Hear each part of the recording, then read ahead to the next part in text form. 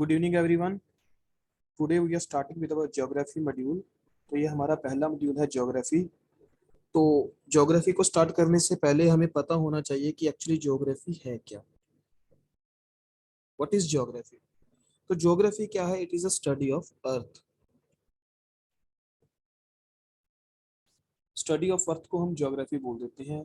Geography एक बड़ा discipline है। इसके बीच में काफ़ी इसकी ब्रांचेस हैं, जैसे कि physical geography, climatology, oceanography, geomorphology, geology, etcetera etcetera. Human geography एक बहुत बड़ा इसका डिसिप्लिन है। तो आज जो हम स्टार्ट कर रहे हैं उसको फिजिकल ज्योग्राफी से स्टार्ट करेंगे, हमारा फर्स्ट लेक्चर। और फिजिकल ज्योग्राफी में हम स्टार्ट करेंगे वर्ल्ड की ज्योग्राफी के साथ। थोड़ा वर्ल्ड के फिजिकल फीचर्स को देखते हैं, ठीक है। थोड़ा सा वर्ल्ड को जानने की कोशिश करते हैं आज के पहले लेक्चर में। तो वर्ल्ड को जानने से पहले, फिजिकल ज्योग्राफी को देखने से पहले हमें एक सिस्टम पता होना चाहिए, ग्रिड सिस्टम। तो what is this grid system और इसको क्यों बनाया, इसको समझते हैं पहले। एक्चुअली दिस इज अवर अर्थ। तो अर्थ को समझने के लिए, अर्थ को थोड़ा सा, इसको पोजीशंस को किसी जगह की लोकेट करने के लिए, किसी को किसी जगह की पोजीशंस बताने के लिए, लोकेशन बताने के लिए हमने इस पे कुछ इमेजिनरी लाइंस ड्रॉ की हुई हैं ऐसे। वेक्टर अर्थ पे ये लाइंस है नहीं, बट हमने इसको ड्रॉ किया हुआ है फॉर आवर रेफरेंसेस। कुछ लाइंस इस तरह से जा रही हैं, दैट इज हॉरिजॉन्टल, और कुछ लाइंस आपको इस तरह से आती हुई नजर आएंगी जब आप ग्लोब पे देखोगे। तो जो नेटवर्क बन रहा है हॉरिजॉन्टल वर्टिकल लाइन का, इसको बोला जाता है ग्रिड सिस्टम, और इसको बोला जाता है ग्रेटिट्यूड। तो जो आप इसमें लाइंस देख रहे हो, हॉरिजॉन्टल लाइंस, इनको बोला जाता है पैरेलल्स और लैटिट्यूड्स। और जो ये लाइंस नॉर्थ से साउथ की तरफ आ रही हैं, ये नॉर्थ, साउथ, वेस्ट, ईस्ट, और ये नॉर्थ साउथ जो लाइंस आ रही हैं, इनको बोलते हैं मेरिडियंस और लॉन्जिट्यूड्स। अब हम इन लैटिट्यूड्स और लॉन्जिट्यूड्स को थोड़ा डिटेल में देखते हैं, जानते हैं कि इनको मार्क करने की हमें क्या जरूरत पड़ी, इनके क्या सिग्निफिकेंस है, ठीक है। देखो जरा, फर्स्ट ऑफ ऑल लैटिट्यूड से स्टार्ट करते हैं। तो सबसे पहले आप देखो कि हमने एक रेफरेंस के लिए जो लैटिट्यूड लिया है, दैट इज 0 डिग्री, और इसे आप बोलते हो इक्वेटर। तो जो ये इक्वेटर है, ये अर्थ को एग्जैक्टली टू हाफ्स में डिवाइड करती है। ऊपर वाले पार्ट को बोला जाता है नॉर्दर्न हेमिस्फीयर, नीचे वाले पार्ट को बोलते हैं साउदर्न हेमिस्फीयर। अगर मैं यहाँ पे प्रोटेक्टर रखूं और इस तरह से एक एंगल ड्रा करूं, तो आपको पता लगेगा कि 90 डिग्री का एंगल बन रहा है। तो हमने इसी तरह एक एक डिग्री अपार्ट एंगुलर डिस्टेंस, अगर मैं एंगुलर डिस्टेंस में बात करें, तो एक एक डिग्री अपार्ट हमने ऐसे 90 लाइंस इधर को ड्रॉ की है, 90 डिग्री नॉर्थ, और 90 डिग्री लाइंस ही हमने साउथ में ड्रॉ की है, that is up to 90 degree south. But कुछ बुक्स में जो ये लाइंस बन रही हैं, इनको लाइंस, लैटिट्यूड्स को सर्कल्स भी बोला जाता है। सर्कल्स इसलिए बोला जाता है, अगर आप इस इमेज को 3D में ऑब्जर्व करो तो आपको लगेगा कि जो ये आगे लाइंस हैं, ये पूरा अर्थ को ऐसे घूमकर पीछे से आ रहे हैं, तो अर्थ को एक एनसर्कल्ड कर रही है ये लाइंस। तो ये सर्कल्स बनाती हुई नजर आएंगी आपको अर्थ के अराउंड। तो इसलिए जो लाइंस ऑफ लैटिट्यूड्स हैं, इनको सर्कल्स भी बोला जाता है। और ये कितने सर्कल बना रही हैं, जरा हम इसको देखते हैं। देखो, 90 डिग्री ऊपर, 90 डिग्री नीचे, 180 डिग्री। बट जरा आप ऑब्जर्व करो, जैसे ही आप इक्वेटर से पोल्स की तरफ जाते हो, ये पोल्स हैं, ये अर्थ का नॉर्थ पोल है, ये अर्थ का साउथ पोल है। जैसे ही आप इक्वेटर से पोल्स की तरफ जाते हो, तो ये सर्कल्स का साइज आपको छोटा होता हुआ नजर आएगा। तो जैसे ही आप नॉर्थ या साउथ पोल पे पहुंचोगे, तो आपको नजर आएगा कि ये जो लाइंस हैं, ये सिर्फ एक, ये सर्कल्स आपको एक डॉटेड नजर आएंगे, ये मर्ज हो जाएंगे इन पॉइंट। तो अब कुछ बुक्स में इन पॉइंट्स को ऐड ऑन किया जाता है और कुछ बुक्स में नहीं किया जाता। तो जिन कई कुछ बुक्स इसलिए आपको टोटल 181 सर्कल्स बोलेंगे बनते हुए, और कुछ बुक्स में 179 सर्कल बोले जाएंगे। 179 क्यों? वन ये फर्स्ट सर्कल इक्वेटर 0 डिग्री वाला, 89 ऊपर और 89 नीचे, तो टोटल 179 सर्कल्स, क्योंकि वो पॉइंट को कैलकुलेट नहीं कर रहे जो ये 90 डिग्री नॉर्थ 90 डिग्री साउथ वाला है। और कुछ बुक्स में इसको 181 बोला जाता है, बट जो एनसीईआरटीज है हमने उसके अकॉर्डिंग चलना है, तो एनसीईआरटीज में हमें ये फिगर दी हुई है 179, तो we will be stick to that. तो आप ये जिम करो कि ये 179 सर्कल्स अर्थ के अराउंड बना रही हैं जो लाइंस ऑफ लैटिट्यूड्स हैं। 0 degree, 1 degree, 2 degree and so on up to 90 degree, ऐसे ही ऊपर तक। तो जो लाइन साउथ की तरफ है इक्वेटर के नीचे, इनके पीछे लग जाएगा साउथ, और जो लाइंस इक्वेटर से अबव है इनको पीछे लग जाएगा north, 1 degree north, 2 degree north and up to so on. अब इन लाइंस ऑफ लैटिट्यूड्स का सिग्निफिकेंस क्या है? First of all location. आपको किसी भी जगह की या किसी भी प्लेस की अगर लोकेशन बतानी हो एग्जैक्ट, तो आप उसमें लैटिट्यूड्स का इस्तेमाल करोगे और लॉन्गिट्यूड्स का। तो हमें कभी किसी को अगर कहीं का एड्रेस बताना हो, कोई लोकेशन बतानी होती है, तो we take help of coordinates, and these coordinates are nothing but combination of latitudes and longitudes. For example GPS, जब आप जीपीएस में कुछ सर्च करते हो किसी प्लेस की डायरेक्शंस, तो वो आपके कोऑर्डिनेट्स उठाती है उस जगह के, देन आपको वो डायरेक्शंस प्रोवाइड करती है। तो कोई कंट्री है सपोज ए, और वो आपको कुछ ऐसे नजर आ रही है, तो यू कैन से कि this countries A is starting from 0 degree, that is equator, and ending at 1 degree north। तो आपको यहाँ से उस कंट्री का नॉर्थ साउथ एक्सटेंट पता लग जाएगा कि वो नॉर्थ से लेकर साउथ तक कहाँ तक है, उसका टेरिटोरियल एक्सटेंट पता लग जाएगा। First significance of latitudes is to know the exact location of a place. Second, हमने कुछ लाइंस को, कुछ सर्कल जो लैटिट्यूड्स हैं इनको बेसिक माना है, जैसे कि ये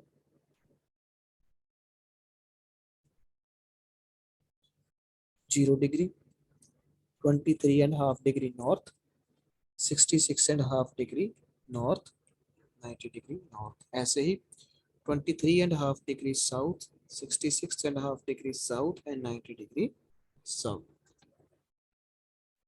तो जब आप अर्थ को ट्रेवर्स करते हो नॉर्थ साउथ या साउथ नॉर्थ, तो आपको ज्योग्राफिकल चेंजेस और क्लाइमेट में काफी चेंजेस नजर आएंगे होते हुए। तो जो ये लाइंस हैं ये आपके अर्थ को डिफरेंट डिफरेंट हीट जोन्स में बांट रही हैं। तो जो एरिया आपका 23 डिग्री नॉर्थ और 23.5 डिग्री साउथ की तरफ आ रहा है, दैट इज दिस पोर्शन, इस रीजन को बोलते हैं torrid zone. Torrid zone, torrid zone इसलिए बोलते हैं क्योंकि यहाँ पे आपको ज्यादा गर्मी नजर आएगी, ज्यादा ह्यूमिडिटी नजर आएगी, ज्यादा इवेपोरेशन नजर आएगी, बारिशें ज्यादा नजर आएगी। क्यों? क्योंकि जो हमारे सन की एपरेंट मूवमेंट होती है ना थ्रू आउट द ईयर, वो ट्रॉपिक ऑफ कैंसर से लेके ट्रॉपिक ऑफ कैप्रिकॉर्न तक होती है। जो सन की रेज है ना पूरे साल, वो इस रीजन के बीच में डायरेक्टली पड़ती हैं, तो यहाँ पे आपको गर्मी ज्यादा नजर आएगी। जो 23.5 डिग्री नॉर्थ वाली लाइन है इसको बोलते हैं Tropic of Cancer, and 23.5 degree वाली लाइन को बोलते हैं ट्रॉपिक ऑफ कैप्रिकॉर्न।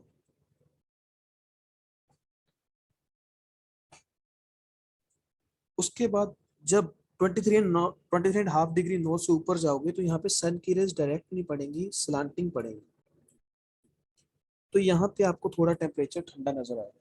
जैसे आप इंडिया में मध्य प्रदेश से जैसे ऊपर निकलते हो तो वहाँ पे थोड़ी सी सर्दी बढ़ने लग जाती है, यूपी हो गया आपका, पंजाब, ठीक है, हरियाणा, यहाँ पे थोड़ी सर्दी बढ़ने लग जाती है। क्यों? क्योंकि ये देखो ये जो रीजन है आपका, ये किसके बीच में आ रहा है, इस वाले पोर्शन के बीच में, ये वाला पोर्शन है। इस पोर्शन को बोला जाता है जो 23.5 डिग्री नॉर्थ और 23.5 डिग्री साउथ से लेके 66.5 degree north and 66.5 degree south तक, इस पोर्शन को बोलते हैं टेम्परेट जोन, ठंडा जोन है थोड़ा ये, और सब ट्रॉपिकल जोन भी बोल देते हैं। और ऊपर जाते हो जब आप 66.5 डिग्री नॉर्थ से भी और ऐसे ही 66.5 डिग्री साउथ से भी, तो आपको नजर आएगा यहाँ पे फ्रिजिड जोन, ये वाला, दिस पोर्शन। तो ये वाला एरिया है, इसको बोलते हैं फ्रीजिड जोन। फ्रीजिड क्यों? क्योंकि इसको थ्रू आउट द ईयर आपको यहाँ पे फ्रीज, जो आपको आइस सी आइस नजर आएगी, फ्रीज हुआ रीजन रहता है ये। बहुत कम यहाँ पे धूप निकलती है, जैसे आपका साइबेरिया वाला रीजन, रशिया वाला रीजन, नीचे अंटार्कटिका वाला रीजन, तो यहाँ पे आपको सारा साल स्नो देखने को मिलेगी। ये कवर्ड रहता है आइस के साथ, स्नो के साथ। क्यों? क्योंकि यहाँ पे जो सन की रेज है बहुत कम पड़ती हैं, डायरेक्ट रेज, बहुत रेयर। तो दो लाइंस ऑफ लैटिट्यूड्स हैं, देखो ये एक तो हमें लोकेशन को बताने में हेल्प कर रही है, और दूसरा किसी भी प्लेस का क्लाइमेट जान सकते हो with the help of this line. For example अगर आपको कोई बोल दे कि एक कंट्री है, ए कंट्री है, वो 60 डिग्री नॉर्थ पे लाई कर रही है, तो यहाँ से आपको एक एस्टिमेट हो जाएगा कि ये कंट्री है जो ये टेम्परेट रीजन में फॉल करेगी, और यहाँ पे आपको ठंडा मौसम देखने को मिलेगा, थोड़ा क्लाइमेट यहाँ का ठंडा नजर आएगा आपको। तो ये होगी लाइंस ऑफ लैटिट्यूड्स। तो हमने तीन चीजें देखी कि जो लाइंस ऑफ लैटिट्यूड्स हैं ये अर्थ पे सर्कल बना रही हैं, सर्कल्स हैं। एक ग्रेट सर्कल है इक्वेटर, सबसे बड़ा सर्कल बना रही है। दूसरा, ये लाइंस हमें हेल्प करती हैं किसी भी जगह की लोकेशन को देखने के लिए, या उसका वेदर या क्लाइमेट कंडीशंस देखने को। वेदर नहीं बोलेंगे इसको, क्लाइमेट ही बोलेंगे, क्योंकि वेदर जो होता है वो टेम्परेरी फिनोमिना है, चेंज होता रहता है। क्लाइमेट काफी टाइम तक सेम रहता है किसी रीजन का। एक बात और नोट करने वाली है, इनको पैरेलल इसलिए बोला जाता है कि आप इमेजिन करके देखो ये चीज की जो ये लाइंस हैं, थोड़ा ऑब्जर्व करो, ये एक दूसरे के आपको पैरेलल नजर आएंगी, इनमें एक्चुअली डिस्टेंस सेम रहता है। और एक फैक्ट है, 1 डिग्री में 1 डिग्री के बीच का जो डिस्टेंस होता है वो अप्रोक्सीमेटली 69 माइल्स होता है, दैट इज 111 किलोमीटर। बट ये एग्जैक्टली 111 किलोमीटर नहीं होता, क्योंकि इक्वेटर के पास कम हो जाता है, पोल्स के पास थोड़ा बढ़ जाता है। बट एवरेज लें तो इसको 69 माइल्स या 111 किलोमीटर बोल सकते हो आप। ठीक है।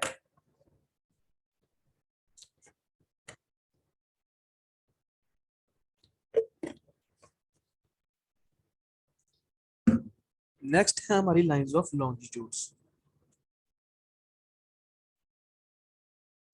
तो जैसे हमने लैटिट्यूड्स में इक्वेटर को रेफरेंस लिया था, तो लॉन्जिट्यूड्स में हम एक लाइन को रेफरेंस लेते हैं, that is known as prime meridian, 0 degree.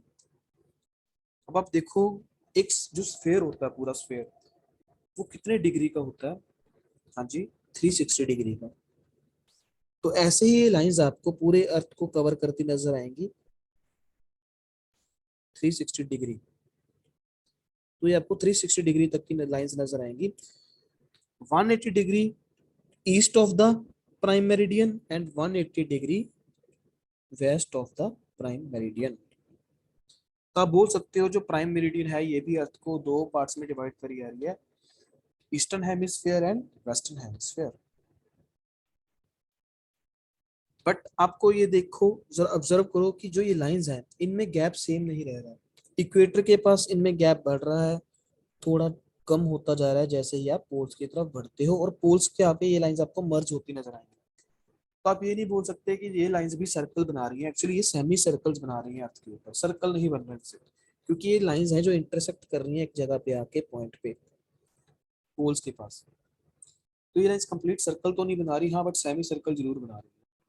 और दूसरी बात है, ये लाइंस पैरेलल तो नहीं है, इनके बीच का जो मैक्सिमम डिस्टेंस है वो इक्वेटर के पास है, और जैसे ही आप इक्वेटर से पोल्स की तरफ जा रहे हो, तो डिस्टेंस कम होता नजर आएगा। अब इन लाइंस की इंपॉर्टेंस आपको क्या है, सेम जैसे कि मैंने आपको लैटिट्यूड्स का बताया लोकेशन के लिए, कोऑर्डिनेट्स के लिए, तो आप जो कोऑर्डिनेट्स हैं, जो ईस्ट वेस्ट कोऑर्डिनेट्स हैं, वो आप लॉन्जिट्यूड की हेल्प से बताते हो। फॉर एग्जांपल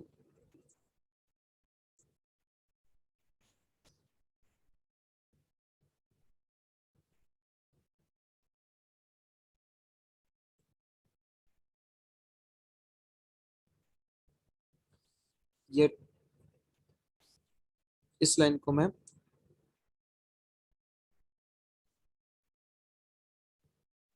10 डिग्री ईस्ट मान लेता हूँ, वेस्ट सॉरी, इसको 15 डिग्री वेस्ट। अगर कोई कंट्री इसके रीजन के बीच में लाई कर रही है तो मैं बोल सकता हूँ उसके कोऑर्डिनेट्स क्या होंगे, 15 degree west to 10 degree west. तो हमें यहाँ से आपको किसी कंट्री के ईस्ट वेस्ट कोऑर्डिनेट्स मिल जाएंगे और आपको उस कंट्री का ईस्ट वेस्ट स्पैन मिल जाएगा with the help of these longitudes. दूसरा इस लाइंस की क्या इंपॉर्टेंस है, टाइम, वेरी इंपॉर्टेंट। तो देखो टाइम कैसे किसी कंट्री का या किसी जगह का आप देखते हो with the help of longitudes, थोड़ा इसको समझते हैं पहले। एज यू नो, जो अर्थ है, दिस इज योर अर्थ, इसको सन ले लो चलो, and this is your earth. तो आपको पता है जो अर्थ है आपकी, वो अपने एक्सिस के अराउंड रोटेट करती है और सन के अराउंड रिवॉल्व करती है। तो जब अर्थ अपने एक्सिस के अराउंड रोटेट करती है तो इसको कंप्लीट करने को रोटेशन 24 आवर्स का टाइम लगता है, और जब ये सन के अराउंड रिवॉल्व करती है तो उसके अप्रोक्सीमेटली 365 डेज लगते हैं। अब आप देखो जब अर्थ अपने अराउंड रोटेट कर रही है अपने एक्सिस पे, तो हर टाइम इसका कोई ना कोई पार्ट सन को फेस करता है डायरेक्टली। तो मैं ये बोल सकता हूँ कि अर्थ एक कंप्लीट रोटेशन 360 डिग्री, अपने आप में कहने का मतलब एक पूरा टर्न 360 डिग्री का कितने टाइम में ले रही है, 24 आवर्स। और 1 डिग्री को टर्न लेने के लिए कितना टाइम लगेगा, 360। हाँ जी, 1 डिग्री को लेने में कितना टाइम लगेगा, 24 × 60 डिवाइडेड बाई 360, तो मेरे पास आ जाएगा 4 मिनट्स। मैंने इसको आवर्स को मिनट्स में कन्वर्ट करके लिख लिया। तो अर्थ को एक पूरा टर्न लेने में 24 आवर्स लगते हैं अपने एक्सिस के अराउंड, और 1 डिग्री को मूवमेंट के लिए कितना टाइम लगेगा, 4 मिनट। तो सपोज करो कि ये एक लाइन है 1 डिग्री ईस्ट और ये है 0 डिग्री आपकी प्राइम मेरिडियन। तो अभी जो आपकी जो 1 डिग्री ईस्ट है ये बिल्कुल सन के सामने है, तो इस 0 डिग्री वाली लाइन को सन के सामने आने में कितना टाइम लगेगा, 4 मिनट। 1 डिग्री रोटेट करने में 4 मिनट लग रहे हैं, तो इसका मतलब यहाँ से हमें पता लग जाएगा कि अगर 1 डिग्री से हम प्राइम मेरिडियन की तरफ सन को फेस करना है तो 4 मिनट लगेंगे। तो ऐसे ही आप कभी भी किसी भी जगह का टाइम बता सकते हो अगर आपको एक रेफरेंस टाइम पता है। तो उस रेफरेंस टाइम के लिए हमने एक टाइम को स्टैंडर्ड माना था, that is Greenwich meridian time.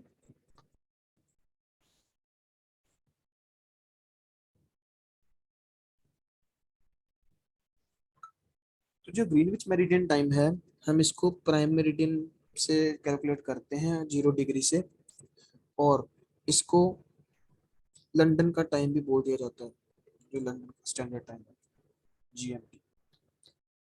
अब देखो जो पूरे वर्ल्ड का टाइम है ना, वो जीएमटी के अकॉर्डिंग कैलकुलेट होगा। अगर कोई कंट्री,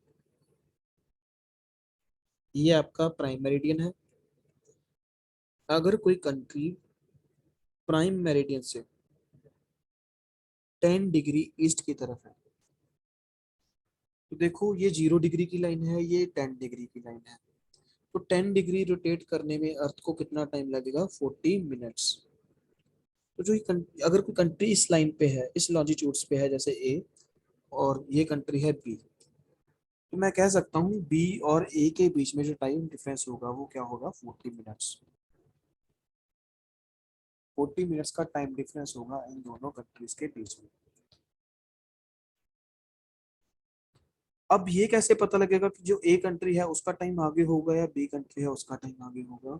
तो इसके लिए जो हमें ये देखना पड़ेगा कि वो कंट्री जो आप देखना चाह रहे हो जैसे ए, वो उसके प्राइम मेरिडियन के ईस्ट में है या वेस्ट में है।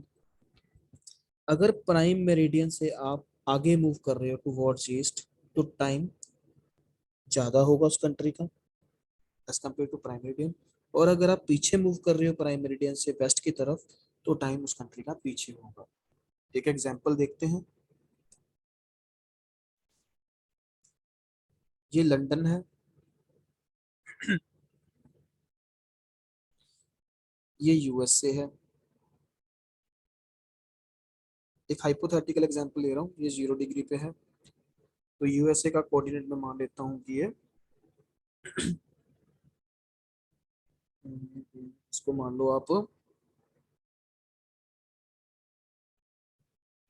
60 degree west, sorry 60 degree west में है। तो अगर मैं यहाँ का टाइम देखना चाहूँ, अगर लंदन में मेरे को कोई बोल दे कि अभी दोपहर के 2 बजे हैं, 2 PM, अगर कोई मेरे से पूछ ले कि उस टाइम यूएसए में क्या टाइम होगा, अगर यूएसए इस कोऑर्डिनेट पे है 60 डिग्री वेस्ट पे, तो मैं कैसे देखूंगा? पहले 60 डिग्री रोटेट करने में अर्थ को कितना टाइम लगेगा? 240 मिनट्स, 240 मिनट्स मतलब 4 घंटे। तो आई कैन से कि ये दो कंट्रीज के टाइम में 4 घंटे का डिफरेंस होगा। अब देखो जो ये कंट्री है, ये वेस्ट की साइड है प्राइम मेरिडियन से, तो मेरे कहने का मतलब ये है कि अगर कोई कंट्री वेस्ट के साइड है प्राइम मेरिडियन के, तो उसका टाइम पीछे होगा as compare to the country at prime meridian. तो अगर लंदन में दोपहर के 2 बजे हैं, तो उस टाइम यूएसए में कितना टाइम होगा? 10 AM, नहीं सॉरी, हाँ 10 AM, इट्स राइट। तो उस टाइम 10 बजे होंगे यूएसए में, पीछे होगा। अगर यही कंट्री कोई और कंट्री होती, सपोज कोई कंट्री एक्स जो है 60 डिग्री ईस्ट में, तो अब देखो ये कंट्री थोड़ा प्राइम मेरिडियन से आगे है, ईस्ट की तरफ है, तो इसका टाइम क्या होगा फिर? 6 PM, 4 घंटे आगे होगा। तो आप ऐसे किसी भी कंट्री का टाइम जान सकते हो अगर आपको लॉन्जिट्यूड्स के बारे में नॉलेज है तो। एक एग्जांपल और है, सपोज करो आपको कोई बोल दे कि एक कंट्री है 80 डिग्री ईस्ट में और दूसरी कंट्री है 100 डिग्री ईस्ट में। जो 80 डिग्री ईस्ट पे कंट्री है ए, अगर उस पे आपको बोल दे कि वहां पे टाइम है 10 AM, और आपसे पूछे कि ये बी कंट्री में क्या टाइम होगा, तो आप कैसे कैलकुलेट करोगे? फर्स्ट ऑफ ऑल देखो इनमें कितने डिग्रीज का डिफरेंस है, 20 डिग्रीज का। तो 1 डिग्री को 4 मिनट, तो 20 डिग्री को 80 मिनट लगेंगे। अब देखो जो बी कंट्री है वो और ईस्ट की तरफ है, 80 डिग्री ईस्ट से आगे 100 डिग्री, तो इसका मतलब जो बी कंट्री है उसका टाइम क्या होगा? ए कंट्री से आगे होगा। तो कहने का मतलब अगर एक कंट्री ए में 10 AM हुए हैं, तो कंट्री बी में कितने हो गए? 11:20 AM। 80 मिनट ऐड कर दो 10 में, ठीक है ना? तो 11:20 हुए होंगे उस कंट्री में, बी कंट्री। तो इन लाइंस का सिग्निफिकेंस ये है लॉन्जिट्यूड्स और लैटिट्यूड्स का। आपको लोकेशन, आपको क्लाइमेटोलॉजी में हेल्प करेंगी। दूसरी बात आपको ये टाइम में, टाइम किसी कंट्री का कैलकुलेट करने में हेल्प करती है। तो इसलिए हमने कुछ लाइंस को ये रेफरेंस के पॉइंट से बनाया है। इमेजिनरी लाइंस हैं, अर्थ पे ऐसे नहीं है, ये हमने खुद बनाई है अपने रेफरेंसेस के लिए, तो जिनको आप ग्रिड सिस्टम बोल देते हो या ग्रेटिक्यूल बोल देते हो। दोस्तों फर्स्ट ऑफ ऑल ये आपको कभी एग्जाम में बहुत रेयरली है चांस में पूछा जाए, ठीक है, बट आपको इसकी नॉलेज होना जरूरी है। ये एक बेस है आपकी ज्योग्राफी का। जब आपको इसकी नॉलेज होगी तो आप पूरी ज्योग्राफी को अच्छे से समझ सकोगे। ये एक बेस आपकी बिल्डिंग का, आपकी बिल्डिंग को और मजबूत करने के लिए। जब एग्जाम में क्वेश्चन पूछे जाते हैं वो कुछ इस तरह से पूछे जाते हैं, आपको पूछा जा सकता है कि जो इक्वेटर है वो कौन कौन सी कंट्री से पास करेगी, ट्रॉपिक ऑफ कैंसर कौन सी कंट्री से पास करती है, ट्रॉपिक ऑफ कैप्रिकॉर्न कौन सी कंट्री से पास करती है, प्राइम मेरिडियन कहाँ से पास करती है। जैसे मैंने आपको प्राइम मेरिडियन तो बता दिया, that is 0 degree line. But आप देखो जो ये 0 डिग्री लाइन है, एक है ना, इसके पीछे से भी एक लाइन आ रही है कैसे ही। ये तो मैं आपको सिर्फ अर्थ का 2D में पोर्शन, टू डी फिगर बना के दिखा रहा हूँ, जहां पे आपको नजर आ रहा है कि ये सिर्फ एक फ्रंट फेस अर्थ का। तो जैसे ये लाइंस 180 लाइंस आपको यहाँ पे नजर आ रही हैं, 180 लाइन इसके बैक में भी हैं। जो ये 0 डिग्री पाया मेरिडियन के बिल्कुल ऑपोजिट लाइन है, उसको बोला जाता है International Date Line. International Date Line. और इसको 180 डिग्री ईस्ट और वेस्ट दोनों बोल दिया जाता है, क्योंकि देखो अगर प्राइम मेरिडियन यहाँ पे है तो ये जो इसके पीछे लाइन आएगी वो 180 डिग्री ईस्ट में होगी, इधर से जाओगे तो आपको 180 डिग्री वेस्ट में होगी। और जैसे ही आप इस लाइन को क्रॉस करोगे, फॉर एग्जाम्पल मैं आपको एक हाइपोथेटिकल फिगर बना के दिखाता हूँ। सपोज करो ये इंटरनेशनल डेट लाइन है आपकी, कुछ इस तरह से नजर आएगी जब आप इसको देखोगे मैप पे। इसका रीजन आपको बताऊंगा आगे जाके। जब आप इस लाइन को क्रॉस करोगे ना इस तरह, तो आपको पता लगेगा कि एक दिन का फर्क पड़ जाता है, 1 डे का, एक दिन का ही फर्क पड़ जाता है, जिसके लिए इसको बोला जाता है इंटरनेशनल डेट लाइन। तो ये बताना मैं आपको भूल गया था इंटरनेशनल डेट लाइन के बारे में, इसलिए मैं इसको अभी कवर कर रहा हूँ। अब आते हैं हमारे जो मेन इंपॉर्टेंट जो आपका एक्सपेक्ट है, दैट इज कि जो एक लाइंस हैं इक्वेटर, ट्रॉपिक ऑफ कैंसर, ये ट्रॉपिक ऑफ कैप्रिकॉर्न, ये कहाँ कहाँ से पास करते हैं, कौन कौन सी कंट्री से, कौन कौन की वाटर बॉडीज से, और कौन कौन से कॉन्टिनेंट से। तो इसके लिए हम पीडीएफ पे जाते हैं हमारी नोट्स की।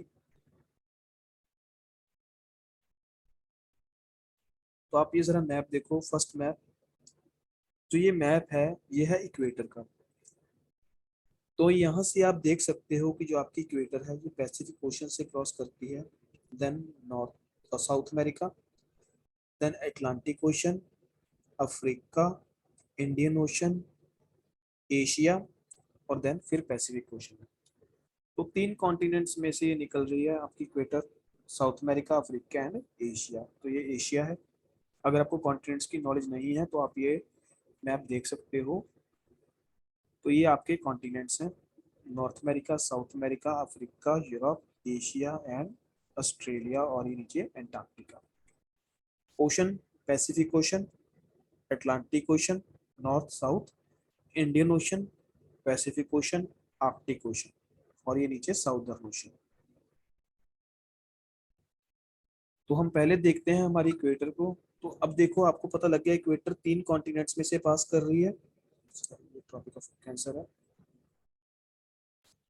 तो 3 कॉन्टिनेंट्स में से, 3 वाटर बॉडीज में से, अब देखो कंट्रीज कितनी है। एक्वाडोर से कोलंबिया, कोलंबिया से ब्राजील, फिर अफ्रीका में देखो यहाँ पे एक छोटा सा आइलैंड है, Sao Tome and Principe island. तो यहाँ से पास करके गैबोन में जा रही है, गैबोन से Republic of Congo, DRC, Uganda, Kenya, Somalia. Then Indian Ocean में एक आइलैंड नेशन है मालदीव्स, यहाँ पे इंडिया का पड़ोसी देश है ये भी। Then Indonesia. तो ये सारे जो आप आइलैंड देख रहे हो ये ऑरेंज ऑरेंज, तो ये इंडोनेशिया के ही आइलैंड है, सुमात्रा, जावा, सोलावेसी, कालीमंतन। तो ये सारे आपको इंडोनेशिया के आइलैंड्स हैं, नजर आएंगे। इनमें से पास होकर ये पैसिफिक ओशन से निकल जाती है। तो ये 2 क्वेश्चन है इसके बिहाफ पे। Think about the following countries, Somalia, Paraguay, Uganda, Colombia और इंडोनेशिया। क्वेश्चन है equator passes through which of the following countries. जैसे कि अभी हमने मैप में देखा, इक्वेटर सोमालिया से पास कर रही है, पैराग्वाय से नहीं पास कर रही है, कहीं पे भी पैराग्वाय आपको नजर नहीं आएगा। युगांडा से पास करती नजर आएगी आपको, कोलंबिया से पास करती नजर आएगी, और इंडोनेशिया से। तो आप पैराग्वाय को छोड़ के 1, 3, 4 एंड 5 ऑप्शन पे टिक कर सकते हो। इस तरह से क्वेश्चन पूछे जाते हैं आपको एग्जाम में। नेक्स्ट क्वेश्चन है, जो the following island nations are cut by line of equator. तो यहाँ पे सबसे पहले क्वेश्चन पे ध्यान देने की बात है कि उसने आइलैंड नेशंस पूछा है। फर्स्ट ऑफ ऑल हमें पता होना चाहिए इनमें से आइलैंड नेशंस कौन से हैं। तो Indonesia, yes island nation. Somalia is not an island nation. तो सोमालिया तो आपको एक कंट्री नजर आ रही है यहाँ पे, नॉट एन आइलैंड नेशन, ठीक है। तो ये आपको अफ्रीका की कंट्री है ये सोमालिया। किरीबाती आइलैंड नेशन है, सेशल्स आइलैंड नेशन है, बट सेशल्स में आपको देखो सेशल्स थोड़ा नीचे रह जाता है, यहाँ पे इक्वेटर आपको पास करती नजर नहीं आएगी। तो इसीलिए इंडोनेशिया और ये किरीबाती, यहाँ पे ये किरीबाती है। तो आपको इंडोनेशिया से पास करती नजर आएगी और किरीबाती। तो आंसर क्या होना चाहिए इसका 1 एंड 3 ओनली। ठीक है, तो यह आपकी इक्वेटर के रिगार्डिंग कुछ फैक्ट्स। नेक्स्ट है हमारी ट्रॉपिक ऑफ कैंसर। तो this is the Tropic of Cancer. तो आप देख सकते हो Tropic of Cancer Pacific Ocean, Gulf of Mexico, Atlantic Ocean, ये सारा नॉर्थ अमेरिका कॉन्टिनेंट है। ठीक है, नॉर्थ अमेरिका कॉन्टिनेंट से पास होती है ये, अफ्रीका में जाती है। अफ्रीका के बाद देखो इंडियन ओशन, इंडियन ओशन के बाद एशिया कॉन्टिनेंट में घुस गई है। उसके बाद ये पैसिफिक ओशन में चली गई। तो अब देखो ये कितने कॉन्टिनेंट्स में से पास कर रही है, north America, Africa and Asia, 3 continents में से पास करती है, आपको नजर आएगी। कंट्रीज देख लेते हैं। मैक्सिको, ये कैरिबियन आइलैंड्स की कंट्रीज हैं, बहामास, देन वेस्टर्न सहारा, मॉरिटानिया, माली, अल्जीरिया, लिबिया, इजिप्ट। फिर ये जो आपका ये पार्ट है ना, ये वाला, इसको बोला जाता है अरेबियन पेनिनसुला, जिसमें आपको Saudi Arabia, UAE, Aman, Oman and Yemen नजर आएंगे। तो जो ये ट्रॉपिक ऑफ कैंसर आपको अरब पेनिनसुला में सऊदी अरेबिया से, यूएई से और ओमान से क्लोज होते नजर आएगी। देन उसके बाद एशिया में India, Bangladesh, Myanmar, China and then Taiwan. उसके बाद ये पैसिफिक ओशन में चली गई। टोटल देख लो कितनी कंट्रीज में से पास कर रही है, 1 2 3 4 5 6 7 8 9 10 11 12 13 14 16 17। अप्रोक्सीमेटली 17 कंट्रीज में से आपको इक्वेटर पास करती नजर आ रही है और 3 कॉन्टिनेंट्स में से पास करती नजर आ रही है। सॉरी, इक्वेटर नहीं, ट्रॉपिक ऑफ कैंसर। तो इसके रिलेटेड क्वेश्चन है कुछ, इसको सॉल्व करने की कोशिश करते हैं। The Tropic of Cancer does not passes through. तो म्यांमार से तो पास करती है, इंडिया से भी पास करती है, इजिप्ट से भी पास करती है, बट ईरान से पास नहीं करती। जो आपका ईरान है, तो ये आपका ईरान है, ये वाला पार्ट, तो ईरान के नीचे से क्रॉस कर जाती है, ईरान से नहीं क्रॉस करती। तो आपका आंसर इसलिए ईरान आएगा, C. Next question is the Tropic of Cancer runs through the Arabian Peninsula, which of these countries is not on it. तो अरेबियन पेनिनसुला, जैसे मैंने आपको बताया कि ये वाला पार्ट है, तो इसमें पूछते हैं कि कौन सी कंट्री है जो इनमें से, इसमें से आपकी ट्रॉपिक ऑफ कैंसर पास नहीं करेगी। सऊदी अरेबिया से करती है, यूएई से करती है, ओमान से करती है, बट आपको यमन से क्रॉस करती हुई नहीं नजर आएगी आपकी ट्रॉपिक ऑफ कैंसर। तो ये है आपकी ट्रॉपिक ऑफ कैंसर के बारे में कुछ फैक्ट्स। नेक्स्ट है आपकी ट्रॉपिक ऑफ कैप्रिकॉर्न। तो ये आप देख रहे हो, ये ट्रॉपिक ऑफ कैप्रिकॉर्न है आपकी लाइन 23.5 डिग्री साउथ।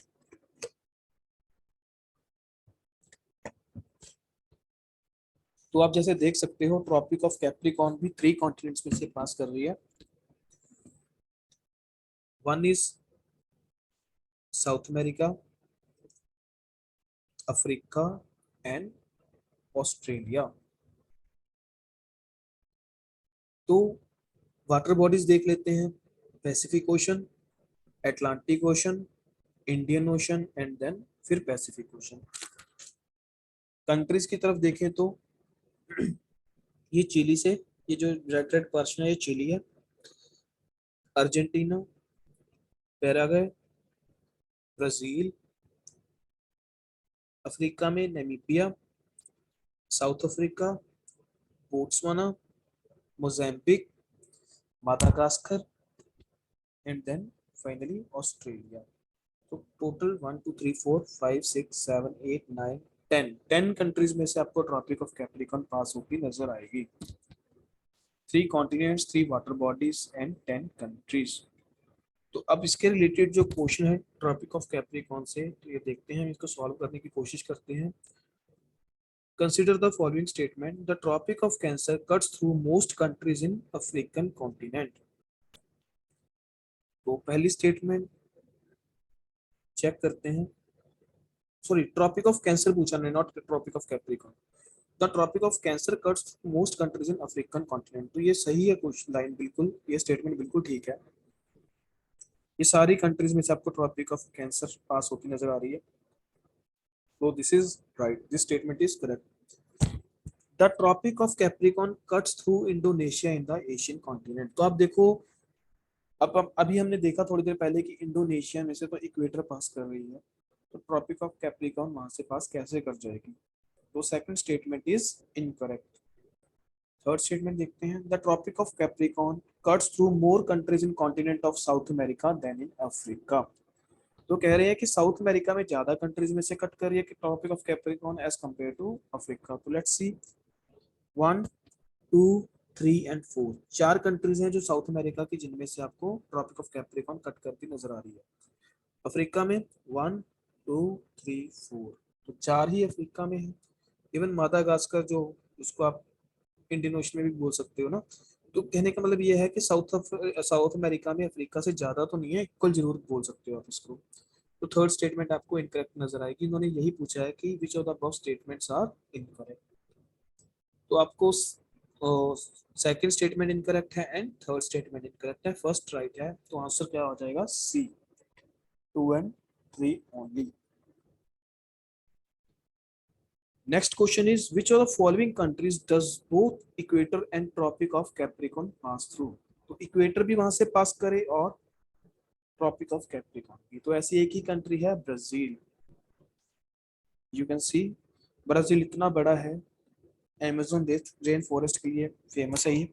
तो देखो यहाँ पे आपकी ट्रॉपिक ऑफ कैप्रिकॉर्न और यहाँ पे आपकी इक्वेटर दोनों पास करनी है इस कंट्री में से, ठीक है। तो ये आपका थर्ड मैप है ट्रॉपिक ऑफ कैप्रिकॉर्न के लिए।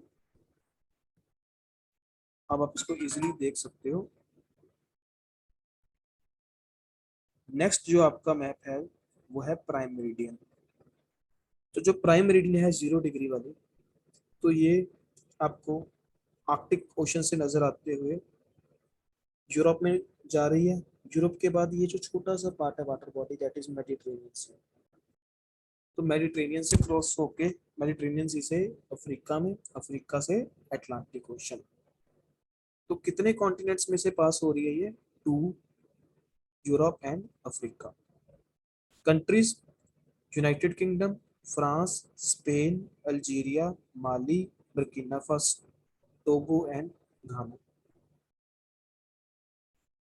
तो 1, 2, 3, 4, 5, 6, 7, 8, तो 8 कंट्रीज में से आपको आपकी प्राइम मेरिडियन क्रॉस होती नजर आएगी। Question, the prime meridian passes through Algeria, yes.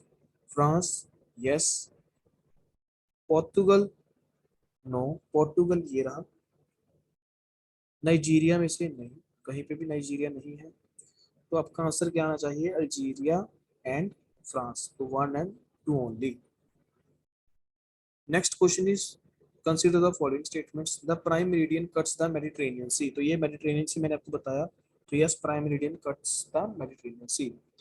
Tropic of cancer cuts to the Persian gulf. तो ट्रॉपिक ऑफ कैंसर कहते हैं पर्शियन गल्फ से क्रॉस करती है। तो ये देखो, ये ट्रॉपिक ऑफ कैंसर है और ये है पर्शियन गल्फ।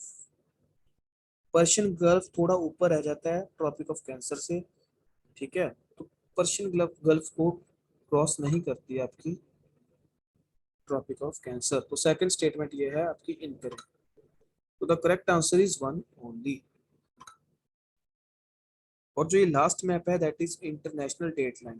तो ये इंटरनेशनल डेट लाइन है, जैसे मैंने आपको बोला कि जो प्राइम मेरिडियन के बिल्कुल ऑपोजिट लाइन आपको नजर आएगी उसको प्राइम मेरिडियन बोलेंगे, सॉरी इंटरनेशनल डेट लाइन बोलेंगे।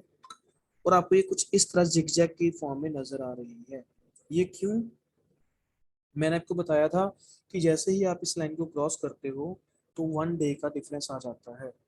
अगर आप सपोज करो कि कोई कंट्री है जिसका स्पैन थोड़ा बड़ा है और वो इस तरह, उसका कुछ पार्ट इस लाइन के इस तरफ है और कुछ लाइन पार्ट इस तरफ है, तो वहाँ पे टाइम को लेके कितनी कंफ्यूजन हो सकती है।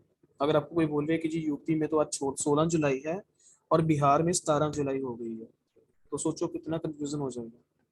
तो इसलिए हमने इसको इस जिगजैग फॉर्म में बनाया है ताकि एक कंप्लीट कंट्री है जो उसको एक साइड पे रहे। इसलिए इसको इस जिगजैग फॉर्मेशन आपको इसकी नजर आएगी इंटरनेशनल डेट लाइन की, so as to avoid the confusion in dates of the countries. तो ये इंटरनेशनल डेटलाइन है और इसके रिगार्डिंग जो क्वेश्चन है दो, ये आपको खुद सॉल्व करने हैं। इसको मैं आपसे कल डिस्कस करूंगा। कल हम, कल नहीं, कल तो संडे है हमारा, जब नेक्स्ट लेक्चर होगा मंडे को सुबह, तो हम इसको डिस्कस करेंगे इसके आंसर्स को। तो तब तक आपको ये इसके दो क्वेश्चन सॉल्व करने हैं और एक ये कॉन्टिनेंट्स वाले मैप में एक क्वेश्चन है, इसको आपको सॉल्व करना है। और दूसरी बात ये है कि मैंने आपको पीडीएफ प्रोवाइड करवाई थी करंट अफेयर्स की, आपको जो डेली बेसिस पे प्रोवाइड हो रही है।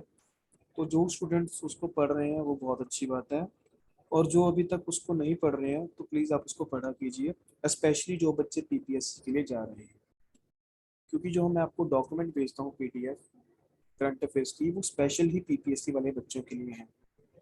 जो पी ट्रिपल एस बी वाले बच्चे हैं उनके लिए करंट अफेयर्स मैं आज से स्टार्ट करूंगा, कोशिश करूंगा आज से हो जाए उनके लिए एक अलग डॉक्यूमेंट लेके आने के लिए। बट अगर आप ये भी पढ़ लोगे तो आपको हेल्प ही मिलेगी।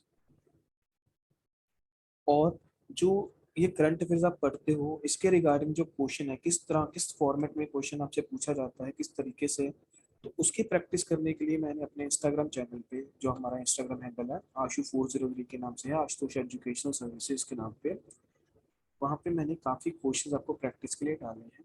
तो आप डेली वहाँ पे जाया कीजिए और वहाँ पे वो क्वेश्चन सॉल्व किया कीजिए। आपको फिर एक पता लग जाएगा, गैस हो जाएगा कि एग्जाम में क्वेश्चन किस तरह से पूछा जाता है करंट अफेयर्स को लेके। और प्लीज स्टूडेंट्स, एक रिक्वेस्ट है आपसे कि जब भी ये लेक्चर चल रहे होते हैं मेरे, तो आप अपना माइक प्लीज म्यूट पे रखा कीजिए। जब आपसे पूछा जाए कुछ या आपको कोई डाउट हो, आप तभी उसी टाइम अपना माइक अनम्यूट कीजिए और साथ के साथ अपना डाउट सॉल्व होते ही उसको म्यूट कर दो। क्योंकि जब मैं आपका लेक्चर रिकॉर्ड करता हूँ तो उसके पीछे बहुत डिस्टरबेंस आ जाती है, इसीलिए मैं कल आपका लेक्चर रिकॉर्ड नहीं कर पाया, क्योंकि उसके पीछे बहुत ज़्यादा डिस्टरबेंस थी, किसी बच्चे का माइक ऑन रह गया था तब। तो आप प्लीज़ अपने माइक्स को ऑफ रखा कीजिए, जब आपसे बोला जाए तो उसको प्लीज़ ऑन कीजिए। और आपका क्या होमवर्क है, कल आपकी क्लास नहीं है, संडे है, तो आपने ये मैप एक बार अच्छे से रिवाइज करने हैं। ये पीडीएफ को अच्छे से पढ़ना है, लैटिट्यूड लॉन्गिट्यूड एंड टाइम के रिगार्डिंग जो आपके नोट्स हैं इनको अच्छे से आप पढ़ो। कोई भी डाउट हो आपने मेरे से पर्सनली पूछना है, ठीक है? आप अपना टाइम लें, मेरे से अपने डाउट्स को रिजॉल्व करवाएं। और दूसरी बात है कि मैंने आपको आज एक असाइनमेंट दी थी, उसमें आपको कुछ क्वेश्चन मिलेंगे टाइम के रिगार्डिंग, टाइम कैलकुलेशन, तो आपने एक वो करने हैं। और कुछ मैंने आपको मैथ रीजनिंग और ये पॉलिटी के रिगार्डिंग कुछ असाइनमेंट्स दिए हैं, तो आपको वो कंप्लीट करने हैं। तो नेक्स्ट लेक्चर मंडे को है हमारा, आप प्लीज़ उससे पहले अपने सारे असाइनमेंट्स मेरे को सबमिट करवा दो। इमेज पिक क्लिक करके आप मेरे को भेज सकते हो ग्रुप में, या फिर आप उसको स्कैन करके भेज सकते हो पीडीएफ फॉर्मेट में, ठीक है? तो आई होप आज का लेक्चर आपको समझ आ गया होगा, थोड़ी बहुत क्लैरिटी आनी स्टार्ट होगी होगी माइंड में, थोड़ा सा मैथ को समझ आना शुरू हो गया होगा। अभी ये 2-3 दिन थोड़ा मुश्किल लगेगा, धीरे धीरे आप इस पे अडेप्ट हो जाओगे। आपको कंट्रीज के जब नाम याद होने लग जाएंगे तो आपको ये चीज़ ईजी लगनी स्टार्ट हो जाएगी। तो अभी घबराने वाली कोई बात नहीं, टाइम लगता है कंसेप्ट को बिल्ड करने में, तो उसको थोड़ा टाइम दीजिए, पेशेंस रखिए। जब एक बार ये कंसेप्ट बिल्ड हो जाएंगे, बेस तैयार हो जाएगा, तो आपको ज्योग्राफी भी इजी लगने लग जाएगी। थैंक यू सो मच, मिलते हैं मंडे को। Okay, good night friends.